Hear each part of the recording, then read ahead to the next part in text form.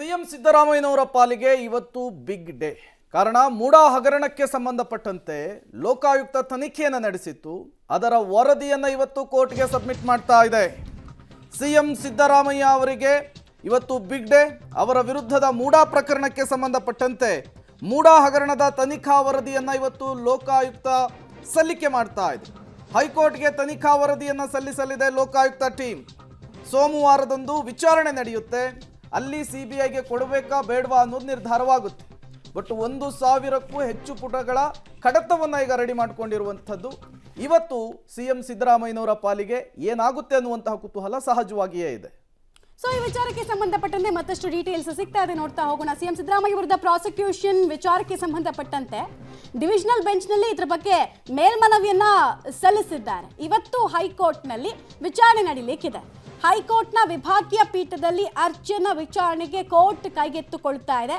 ಹೈಕೋರ್ಟ್ನ ಏಕಸದಸ್ಯ ಪೀಠ ಆದೇಶವನ್ನು ಕೊಟ್ಟಿತ್ತಲ್ಲ, ರಾಜ್ಯಪಾಲರ ನಡೆ ಸರಿ ಇದೆ ಅಂತ, ಅದನ್ನ ಪ್ರಶ್ನಿಸಿ ಇವರು ಮೇಲ್ಮನವಿ ಹಾಕೊಂಡಿರೋದು ಡಿವಿಷನಲ್ ಬೆಂಚ್ನಲ್ಲಿ. ಸೊ ಸಿಎಂ ಪರವಾಗಿ ಅಭಿಷೇಕ್ ಮನು ಸಿಂಘ್ವಿ ಅವರು ವಾದವನ್ನು ಮಾಡಿದ್ರೆ, ಸರ್ಕಾರದ ಪರವಾಗಿ ಕಪಿಲ್ ಸಿಬಲ್ ಅವರು ವಾದವನ್ನು ಮಂಡಿಸ್ತಾರೆ. ಸೊ ವಾದ ಪ್ರತಿವಾದ ಯಾವ ರೀತಿ ಇರುತ್ತೆ, ಕೇಸ್ನ ಮೆರಿಟ್ಸ್ ಹೇಗಿರುತ್ತೆ ಅನ್ನೋದು ಕುತೂಹಲಕ್ಕೆ ಕಾರಣ ಆಗ್ತಾ ಇದೆ. ಮತ್ತೆ ಇವತ್ತೇ ಆದೇಶ ಕೂಡ ಈ ಕುರಿತಂತೆ ಬಂದ್ಬಿಡುತ್ತಾ, ಯಾರಿಗೆ ರಿಲ್ಯಾಕ್ಸೇಷನ್ ರಿಲೀಫ್ ಅನ್ನೋದು ಪ್ರಶ್ನೆ. ಇವತ್ತು ವಿಭಾಗೀಯ ಪೀಠದಲ್ಲಿ ಮಹತ್ವದ ವಿಚಾರಣೆ ಈ ವಿಚಾರಕ್ಕೆ ಸಂಬಂಧಪಟ್ಟಂತೆ ನಡೀಲಿಕ್ಕಿದೆ. ನಾನು ಆಗ್ಲೇ ಹೇಳ್ತಾ ಇದ್ನಲ್ಲ, ಸಿಂಗಲ್ ಬೆಂಚ್ನಲ್ಲಿ ಕೊಟ್ಟಂತಹ ತೀರ್ಪನ್ನ ಪ್ರಶ್ನಿಸಿ ಇವರು ಡಿವಿಷನಲ್ ಬೆಂಚ್ಗೆ ಹೋಗಿರೋದು.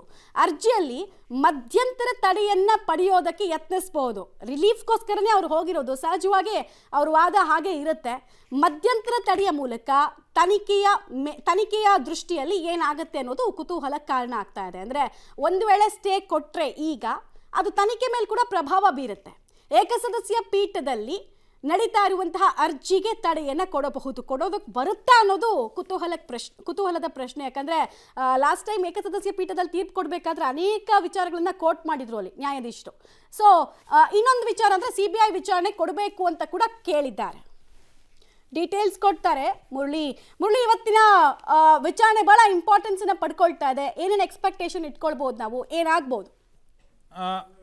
ಮಮತಾ, ಏನಂದ್ರೆ ಪ್ರಮುಖವಾಗಿ ಈ ಪ್ರಕರಣಕ್ಕೆ ಸಂಬಂಧಪಟ್ಟಂತೆ ಸಾಕಷ್ಟು ಬೆಳವಣಿಗೆಗಳು ಇವತ್ತು ಹೈಕೋರ್ಟ್ನಲ್ಲಿ ನಡೀತಾ ಇರೋದು. ಯಾಕೆಂದ್ರೆ ಕಳೆದ ವಿಚಾರಣೆಯ ಸಂದರ್ಭದಲ್ಲಿ CBI ಅರ್ಜಿ ಏನಿತ್ತು, ಅಂದ್ರೆ ಏಕಸದಸ್ಯ ಪೀಠದಲ್ಲಿ ಸಲ್ಲಿಕೆ ಮಾಡಿರುವಂತಹ ಅರ್ಜಿ ಏನಿತ್ತು, ಅರ್ಜಿಗೆ ತಡೆಯನ್ನು ಕೊಡಬೇಕು, ಅದರ ವಿಚಾರಣೆಯನ್ನ ಕೈಗೆತ್ಕೊಳ್ಬಾರ್ದು. ಅಂದ್ರೆ ಇಲ್ಲಿ ಯಾವಾಗ ತೀರ್ಪು ಬರಬೇಕು, ಅಂತಿಮ ತೀರ್ಪು ಬರಬೇಕು, ಅಲ್ಲಿಯ ತನಕ ಕೂಡ ಅದಕ್ಕೆ ತಡೆಯನ್ನು ಕೊಡಬೇಕು ಅಂತೇಳಿ ಒಂದಷ್ಟು ಮನವಿಯನ್ನ ಮಾಡ್ಕೊಂಡಿದ್ದು. ಅಂದ್ರೆ ದೇವರಾಜ್ ಏನಿದ್ರು, ದೇವರಾಜ್ ಅದರ ಪರವಾಗಿ ಒಂದು ಅರ್ಜಿಯನ್ನು ಸಲ್ಲಿಕೆಯನ್ನು ಮಾಡಿ ಒಂದು ವಾದವನ್ನು ಮಂಡನೆ ಮಾಡಿದ್ರು. ಆದ್ರೆ ಹೈಕೋರ್ಟ್ನ ಏನು ವಿಭಾಗೀಯ ಪೀಠ ಅಥವಾ CJ ಅವರ ಬೆಂಚ್ ಏನಿತ್ತು, ಆ CJ ಅವರ ಬೆಂಚ್ ಒಂದಷ್ಟು ವಿರೋಧವನ್ನು ವ್ಯಕ್ತಪಡಿಸಿತು. ಯಾಕಂದ್ರೆ ಏಕಸದಸ್ಯ ಪೀಠ ಒಂದು ಆದೇಶವನ್ನ ತಡೆಯಂತಿರ್ಬೋದು ಅಥವಾ ವಿಚಾರಣೆಯನ್ನ ತಡೆಯುವಂತದ್ದು ನಮಗೆ ಬರೋದಿಲ್ಲ, ನಾವು ಅದನ್ನ ಮಾಡೋದಿಲ್ಲ ಅನ್ನೋದ್ರ ಬಗ್ಗೆನೂ ಕೂಡ ಒಂದು ಓಪನ್ ಕೋರ್ಟ್ ನಲ್ಲಿ ಹೇಳಿಕೆಯನ್ನು ಕೊಟ್ಟಿದ್ರು. ಆದ್ರೆ ಇವತ್ತು ಮೇಲ್ಮನವಿಯನ್ನ ಸಲ್ಲಿಕೆಯನ್ನು ಮಾಡಿದರೆ, ಮೇಲ್ಮನವಿಯ ಅರ್ಜಿ ವಿಚಾರಣೆ ನಡೀತಾ ಇದೆ. ಅರ್ಜಿ ವಿಚಾರಣೆ ನಡೆಯುವ ಸಂದರ್ಭದಲ್ಲಿ ಪ್ರಾಸಿಕ್ಯೂಷನ್ ಆದೇಶಕ್ಕೆ ಮಧ್ಯಂತರ ಏನಾದ್ರು ತಡೆಯನ್ನು ಸಿಕ್ಕಿದ್ರೆ, ಈಗ ನಡೀತಾ ಇರುವಂತ ಎಲ್ಲಾ ತನಿಖೆಗಳು, ಅದು ಲೋಕಾಯುಕ್ತ ತನಿಖೆ ಇರ್ಬೋದು, ED ತನಿಖೆ ಇರ್ಬೋದು ಮತ್ತು CBI ತನಿಖೆಗೆ ಅರ್ಜಿ ಹಾಕಿರುವಂತದ್ದು, ಇದೆಲ್ಲ ಕೂಡ ಸಂಪೂರ್ಣವಾಗಿ ನಿಲ್ಲುವಂತ ಸಾಧ್ಯತೆಗಳಿದ್ದಾವೆ.